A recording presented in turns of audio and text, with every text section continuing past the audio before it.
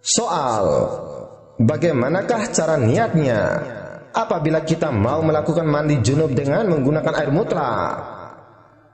Jawab, apabila kita mau mandi menggunakan air mutlak itu, begini caranya.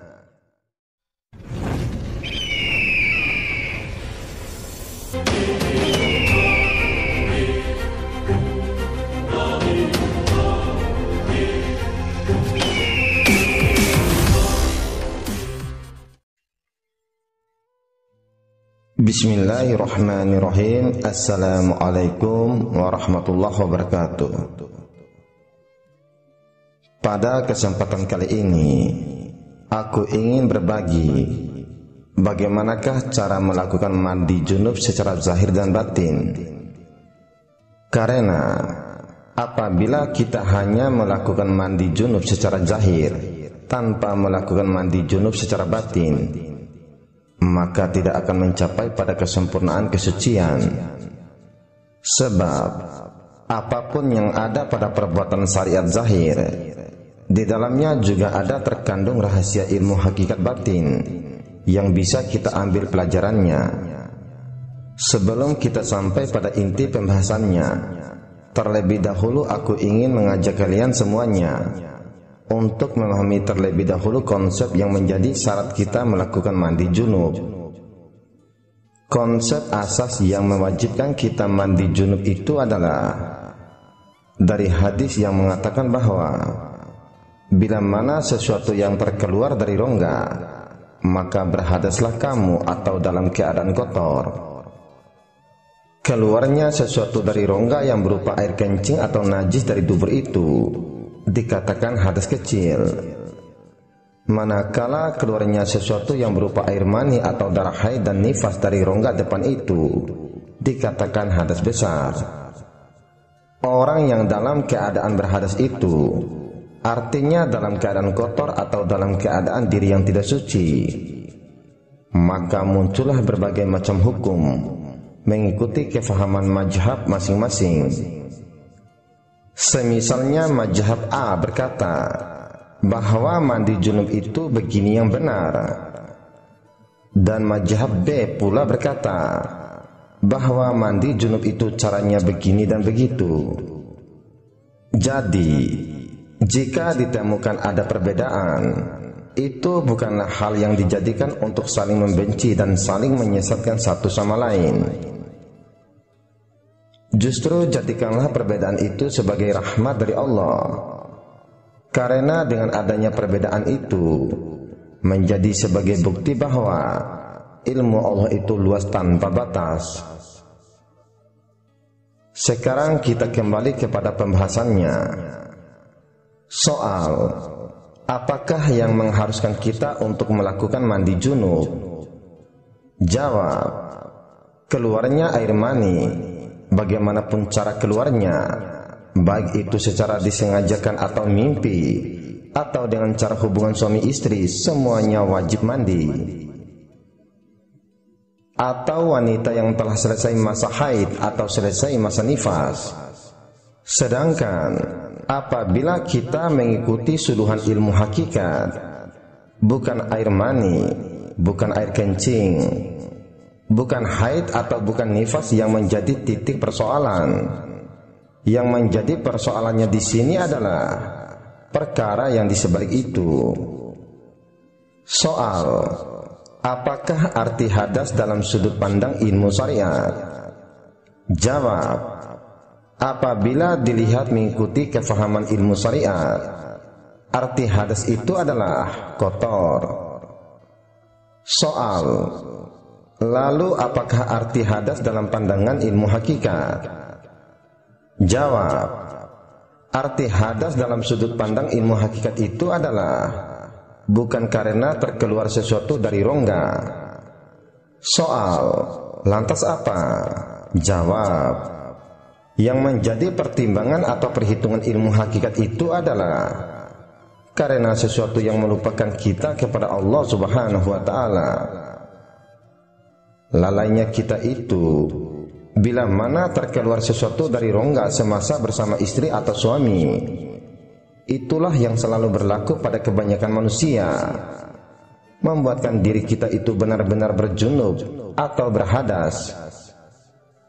Karena kotor bagi Allah itu bukan karena najis yang keluar dari rongga, air mani atau darah haid atau nifas, namun kotor, najis atau berhadas bagi Allah itu adalah bila mana diri kita dalam keadaan lupa dan lalai kepada Allah Subhanahu wa ta'ala. Soal, apakah alasannya? Jawab, jika kita akan mengatakan diri kita kotor atau berhadas setelah terkeluarnya air mani atau darah haid atau najis pada tubuh kita, yang menjadi pertanyaannya adalah,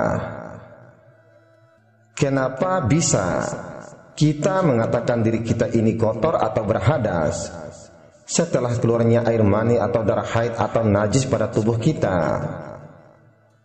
Apakah Allah itu tidak bisa melihat darah dan air mani yang ada di dalam tubuh kita yang belum keluar? Apakah Allah itu tidak bisa melihat kotoran yang ada di dalam perut kita? Dan apakah kita harus menunggu dulu darah yang keluar, air mani yang keluar, najis atau kotoran yang keluar baru kita melakukan mandi junub? Apakah Allah hanya bisa nampak atau hanya bisa melihat darah, air mani, dan tinja atau najis yang sudah keluar dalam tubuh kita? Dan apakah Allah itu tidak bisa melihat darah, air mani, dan najis yang masih ada di dalam tubuh kita? Coba dijawab. Jika kita ukur kesucian diri kita setelah sesuatu itu keluar dari tubuh kita, lalu kita melakukan mandi junub, dan itu sudah dikatakan bersih atau telah bersuci, maka yang akan menjadi pertanyaannya adalah, di manakah kalian simpan darah kalian, air mani kalian, dan kotoran yang ada di dalam perut kalian itu ketika kalian melakukan sholat atau bersembahyang? Bukankah semasa kita mengerjakan sholat, kotoran atau hadas atau tinja yang ada di dalam perut kita itu kita bawa ikut sertakan di dalam sholat? Apakah kita sadar akan hal itu? Jika Allah bisa melihat air mani, darah, dan kotoran atau tinja yang ada di dalam tubuh kita itu yang kita bawa ikut sertakan di dalam sholat, apakah kita masih bisa merasakan bahwa diri kita itu sudah bersih atau suci? Coba kalian jawab.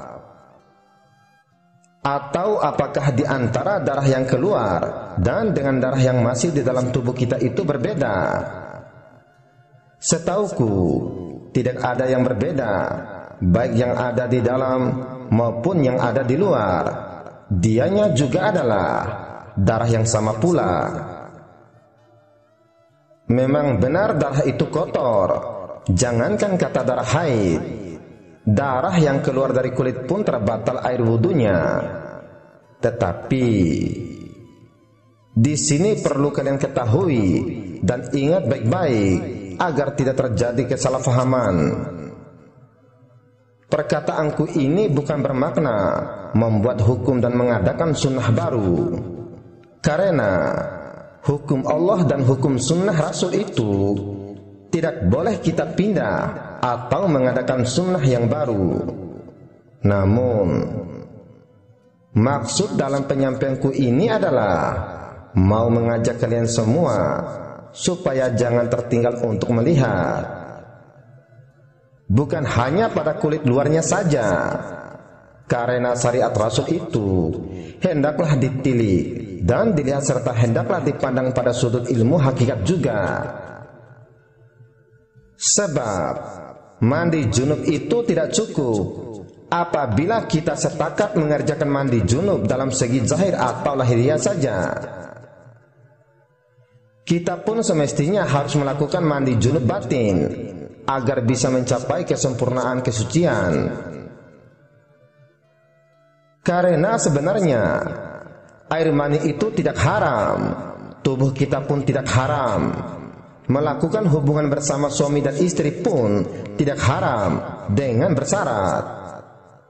Soal, tetapi kenapa harus mandi suci? Jawab, karena rahasia benih. Cobalah dibedah tubuh badannya, carilah di mana letaknya air mani itu. Cobalah dipecahkan biji benih, di manakah letaknya akar, pokok, dahan, ranting, daun, dan buah. Rahasia benih yang tidak ditemui dalam tubuh itu, hakikatnya yang keluar itu berwajah syariat dan wadi namanya, dan jadi tubuh pada kita. Wadi itu wajah torikat, zahir hati pada kita, dan mani ini hakikat, sedangkan manikan itu makrifatnya. Maka zahirlah tubuh, hati, nyawa, dan rahasia. Soal, apakah makna junub batin? Jawab, junub batin bermakna orang-orang yang terhalang untuk memasuki hadrat ilahi. Junub batin bukan berkaitan mandi seperti mandi junub.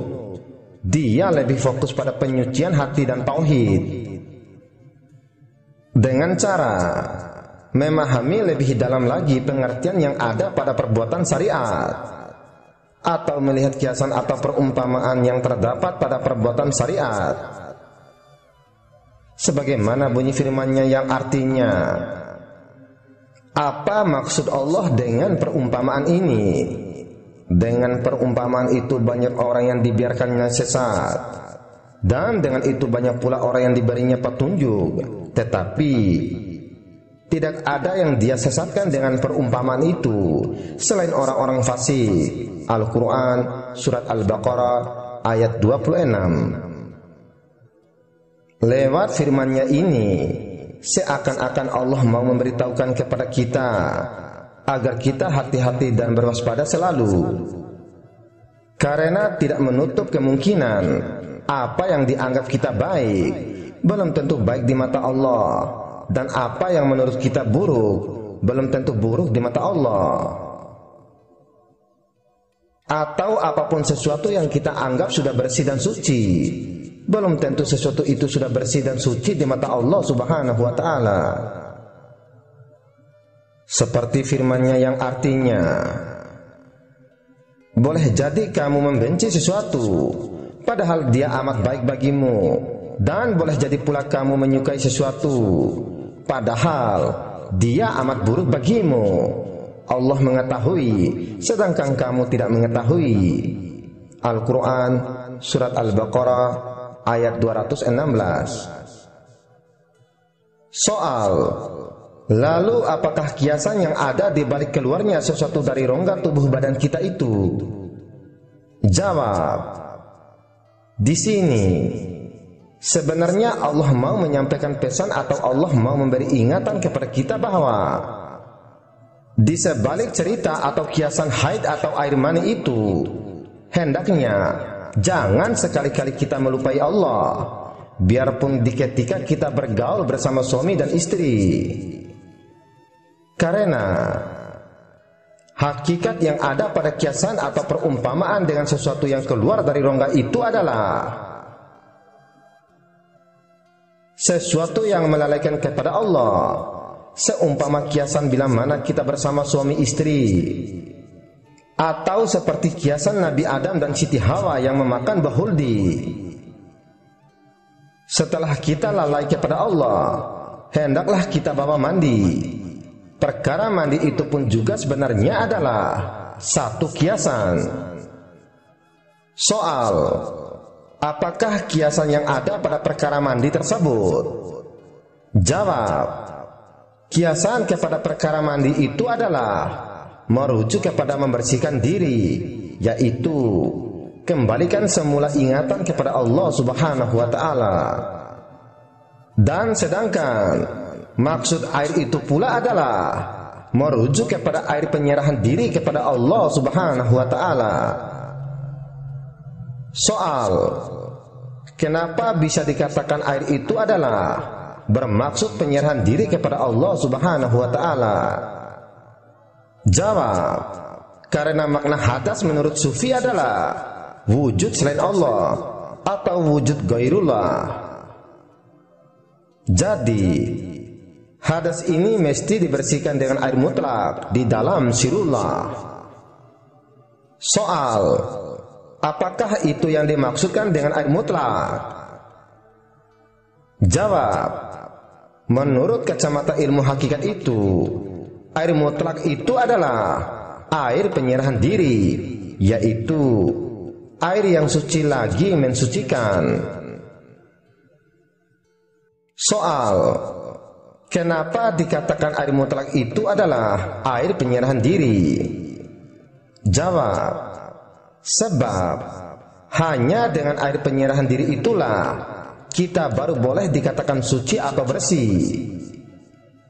Coba saja kita pikirkan, seandainya kita mandi 30 kali dalam sehari dan kita masih terlihat adanya diri atau masih belum menyerahkan dirimu kepada Allah, apakah itu bisa dikatakan suci? Ketahuilah olehmu, kita itu baru bisa dikatakan suci setelah kita sudah serahkan semua apa yang ada pada kita kembali kepada Allah Subhanahu wa Ta'ala. Jika semuanya sudah kita serahkan kembali kepada Allah, menjadilah milik Allah. Setelah menjadi milik Allah, mana lagi yang dikatakan milik kita? Mana lagi yang dikatakan diri kita, tubuh kita, darah kita, mani kita, dan seterusnya? Apalagi yang ada pada kita setelah kita telah mengembalikan semula jadi? Semua yang ada pada kita kembali kepada Allah. Apalagi yang tinggal kepada kita? Coba dijawab. Jika kita memihak kepada jawaban, sudah tidak ada apa-apa lagi. Nah, berarti itulah yang dimaksudkan, sudah suci dan bersih. Dan itulah artinya kita bersuci dengan menggunakan air mutlak. Apabila telah bersuci dengan air tersebut, maka barulah kita itu sudah layak untuk memasuki pintu majelis Tuhan.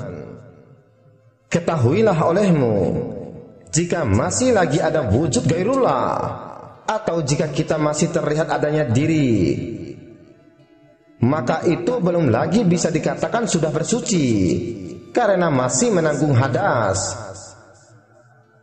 Soal, bagaimanakah cara niatnya apabila kita mau melakukan mandi junub dengan menggunakan air mutlak? Jawab, apabila kita mau mandi menggunakan air mutlak itu, begini caranya. Sebelum kita mandi, kita niatkan di dalam hati yang kita memulangkan sekalian panca indera yang dikurniakan kepada kita dan kembalikan kepada Allah Subhanahu wa Ta'ala. Niatnya adalah, tiada pendengaranku hanya Allah, tiada penglihatanku hanya Allah, tiada tauku hanya Allah, tiada kuasaku hanya Allah, tiada hidup dan matiku hanya Allah, tiada wujudku hanya Allah, dan seterusnya. Adapun yang tinggal ketika itu hanya sifat ruh semata-mata, dan itulah roh ilmu Allah. Dengan dikembalikan atau diserahkan semua yang ada pada kita, dikembalikan kepada Allah Subhanahu wa Ta'ala, maka jadilah fana atau lebur atau hilang atau karam sekalian sifat tubuh kita di dalam laut ruh Baharul Qadim. Kemudian setelah itu kita niatkan seperti biasanya, mengikuti niat mandi junub yang sedang dilakukan, dan kita pun melakukan mandi junub seperti pada umumnya tanpa harus merubahnya. Inilah orang yang melakukan mandi junub secara zahir dan batin namanya, yaitu perbuatan syariat yang ada hakikatnya. Adanya ilmu hakikat bukan untuk merubah syariat, namun tujuannya agar kita memahami dan mengerti apa yang sedang kita kerjakan, supaya kita tidak menjadi orang seperti firman-Nya. Dan janganlah kamu mengikuti sesuatu yang tidak kamu ketahui, karena pendengaran, penglihatan, dan hati nurani, semua itu akan diminta pertanggungjawabannya. Al-Quran Surat Al-Isra ayat 36. Semoga dapat memberikan manfaat dunia dan akhirat.